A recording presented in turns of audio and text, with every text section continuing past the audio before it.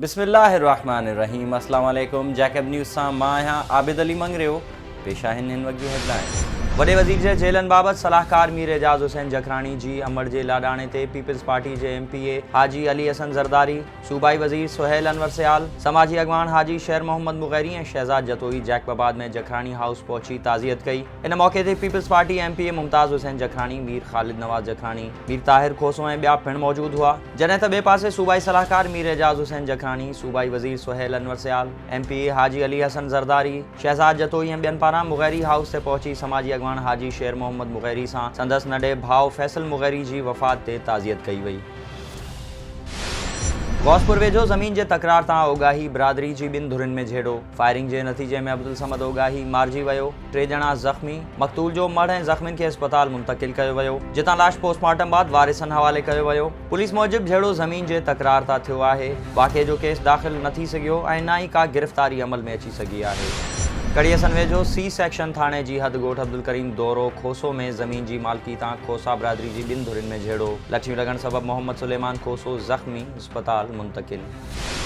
दिलमुराद वेझो 3 ॾींहं अॻु हथियारबंदनि जी फायरिंग में क़तल थी वियल बाहू खोसे जे सहाफ़ी नूर लंजवाणी जे क़ातिलनि जी गिरफ़्तारी लाइ दाऊ जहानपुर प्रेस क्लब जे सहाफ़ियुनि पारां दरिया ख़ान बिरोही, हनीफ़ मुंदराणी, गौसबश कटोहर, बख्शल मुंदराणी, गुल मोहम्मद लाशारी ऐं ॿियनि जी अॻवानी में एहतजाजी मुज़ाहिरो कयो वियो। सहाफ़ियुनि पुलिस खां घुर कंदे चयो त मक़तूल सहाफ़ी नूर लंजवाणी जे क़ातिलनि खे फ़ौरी तौरु गिरफ़्तार कयो वञे।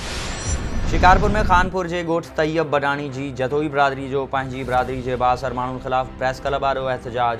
इन मौक़े ते सहाफ़ी ग़ुलाम सरवर जतोई दाहींदे चयो त सरकारी ॿेले जी ज़मीन ते केतिरनि ई सालनि खां कब्ज़ो करे इलाइक़े खे नो-गो एरिया बणाईंदड़ दोहारिन दोदो, अब्दुल जब्बार, अल्लाहदाद, यासीन, जान मोहम्मद उर्फ़ जानू, सिद्दीक़ जतोई ऐं ॿियनि हिकु हफ़्तो अॻु मुंहिंजे वॾे भाउ खे बेॾोह गोलियूं हणी बेदर्दी सां शहीद करे छॾियो। 8 जाबदारनि मथां कोट शाह थाणे ते केस दाख़िल हुअण बावजूदि पुलिस खेनि गिरफ़्तार न करे रही आहे।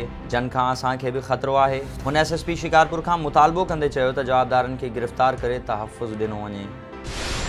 सखर में एग्रीकल्चर एक्सटेंशन डिपार्टमेंट जे ग्रेजुएट फील्ड असिस्टेंट पारां तरक्कियूं न थियण ख़िलाफ़ प्रेस क्लब वारो कुर्बान अली सरोही, दिलशाद मेमण, इमदाद हुसैन सूमरो, मज़हर हुसैन शाह ऐं ॿियनि जी अॻवानी में एहतजाजी मुज़ाहिरो कयो वियो। मुलाज़िमनि जो चवणु हो त 5 साल नौकरियूं करण बाद DPC विहारे तरक्की ॾिनी वेंदी आहे, पर असांखे 10 साल गुज़रण बावजूदि पंहिंजे हक़नि खां महरूम रखंदे मनपसंद मुलाज़िमनि खे तरक्कियूं ॾेई असांजा हक़ ग़सब कया पिया वञनि। हुननि घुर कई त असांखे बिना देर तरक्कियूं ॾिनियूं वञनि।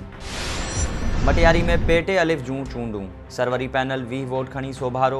गुल मोहम्मद हमो पोटो सदर चूंडिजी वियो। सरवर नूह पैनल खे 4 वोटनि तां शिकस्त। पेटे अलिफ ज़िले मटियारी जूं चूंडूं मरकज़ी निगरान Ghulam Ali diary, election commissioner जाम शौकत अबड़ो, वाइस चेयरमैन वली मोहम्मद हाजियाणो ऐं सेक्रेटरी मुश्ताक अहमद खत्री जी सरबराही में थियूं। सरवरी पैनल 20 वोट खणी कामयाबी माणी, जॾहिं त सरवर नूह पैनल 16 वोट खणी ॿिए नंबर ते रहियो। नई चूंडियल बॉडी में सदर गुल मोहम्मद हमो पोटो, सीनियर नायब सदर ग़ुलाम मुर्तज़ा डायरी, जनरल सेक्रेटरी ग़ुलाम रसूल डायरी, खजांची Ahmed Ali Jamali, deputy general secretary Irshad Memon, press secretary Javed Shaikh ऐं ऑफिस सेक्रेटरी निसार मेमण चूंडिजी आया। जन खे गुलनि जा हार ऐं अजरक पाराए मुबारकूं ॾिनियूं वयूं।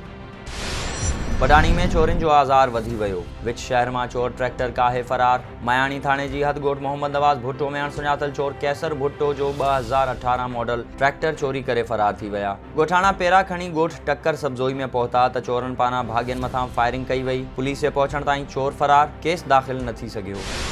कड़ी यासीन भरसां ॻोठ दोदो ॾेथो में जाफ़री बिरादरी जी ॿिनि धुरियुनि में मामूली ॻाल्हि तां झेड़ो। फायरिंग जे नतीजे में नौजवान अरसलान जाफ़री क़तल, 3 ॼणा ज़ख़्मी, अस्पताल मुंतक़िल।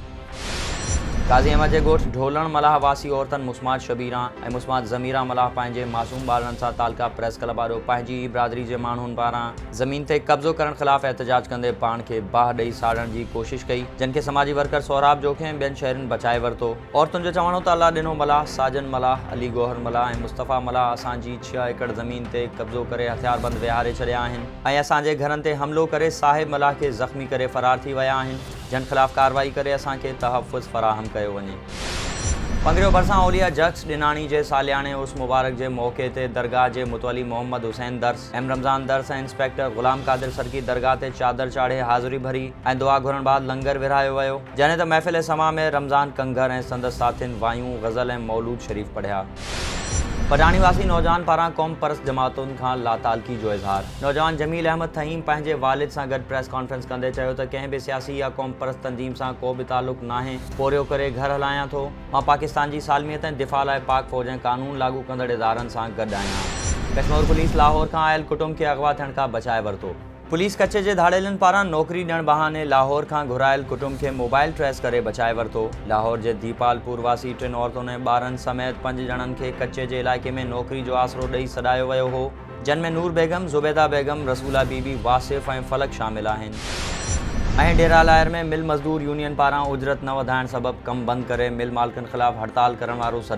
मिल मालिकनि ऑल मिल्स मज़दूर यूनियन जे सदर मीर नईम ख़ान खोसो सां ॻाल्हियुनि में उजरत वधाइण जी ख़ातिरी कराइण बाद वापसि वठी छॾियो। ही हुयूं हिन वक़्त ताईं जूं ख़बरूं। वधीक ख़बरुनि ऐं अपडेट्स लाइ विज़िट कयो असांजी वेबसाइट www.jacobnewsht.com ऐं फेसबुक ते फॉलो कयो। ॾिसंदा रहो जैकब न्यूज़, ख़बर खां हक़ीक़त ताईं।